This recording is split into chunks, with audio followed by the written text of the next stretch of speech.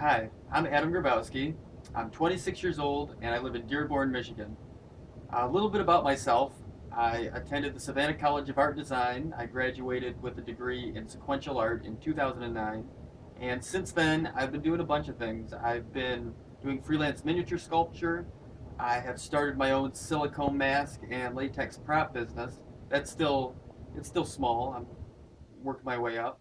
And recently, I started doing environment art for an indie video game project called Neverending Nightmares. That's pretty cool. We just had a successful Kickstarter. And I've been doing makeup since I was in college. I've helped out friends on their student films. And I really just kind of went from there. And you'll see the final result of that here in this video, where I have done a makeup of Krampus, the holiday anti-Santa, if you will. Oh man, I'm so excited to see what Santa brought me for Christmas. Even after what you did last week?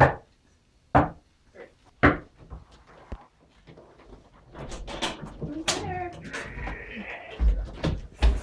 Oh no, it's the Krampus! Yeah! Good naughty little boy. Yeah, all you get for Christmas is a beating. Yeah! You should have listened to your parents, little boy. Alright, so, started off with a life casting. I obviously couldn't do this myself, so I had to have my brother and my cousin help me out. It's really not as bad as you think, being under there. It's just, like, you can't say anything, pretty obviously. And it's cold. It's, like, super cold. But then the plaster heats up, and it's all nice. Yep. There is the finished mold, and I got a plaster positive out of that, and here is some clay on there. Now this is just the rough-in stage of the sculpt. And here it's a little bit more refined. And here's the cowl piece. It's going to end up being a two-piece makeup, the front prosthetic and the back bald cap. That is like liquid clay. I melted it down with some solvents to get like a fleck pattern on there.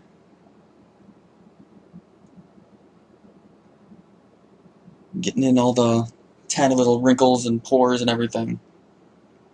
I try not to go too overboard with that, in the interest of time. And here's the finished sculpt.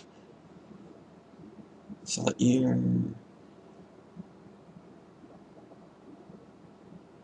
there's the finished facial piece. Alright, here it's ready for the mold. I had to divide it up into a two-part mold.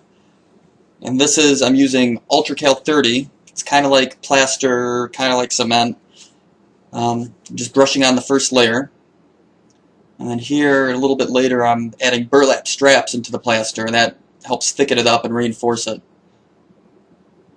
Pretty sure that's how they preserve dinosaur bones. Alright, here's the foam latex pieces after they came out of the mold in the oven. Had a couple little holes on the nose that were unintended, but you can fix those up. Here I'm pre-painting the pieces. I had a working airbrush this time, which was super sweet. It is amazing how much having a nice tool can speed up and make the process go a lot smoother. I'm just slowly building up the tones and the colors in the face. I know it looks kind of red there, but I'll kind of blend it back down.